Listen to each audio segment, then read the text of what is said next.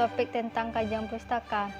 Pengertian kajian pustaka merupakan daftar referensi dari sebuah jenis referensi seperti buku, jurnal, artikel, disertai tesis, skripsi and/or laboratorium manuals, dan karya ilmiah lainnya yang dikutip di dalam penulisan proposal.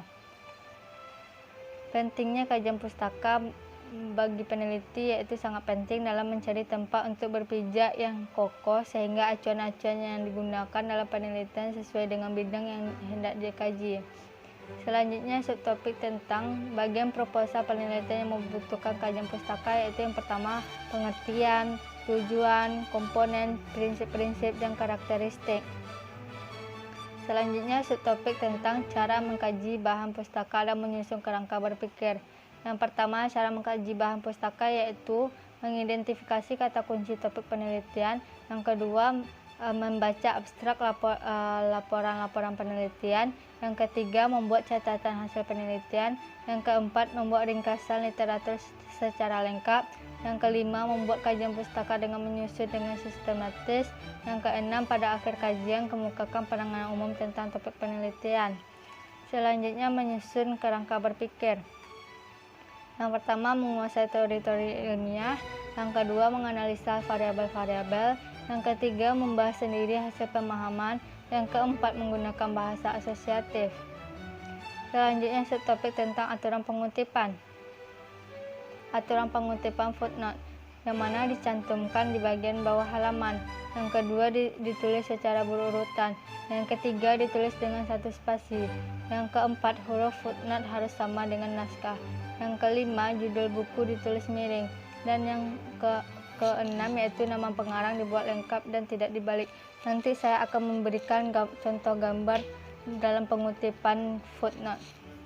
Selanjutnya, aturan pengutipan body note, yaitu menyatu dengan naskah. Yang kedua, nama belakang penulis, tahun terbit buku, dan halaman yang dikutip. Nah, selanjutnya nanti saya akan memberikan gambar yang berkaitan dengan pengutipan body note tersebut. Selanjutnya, aturan pengutipan endnote.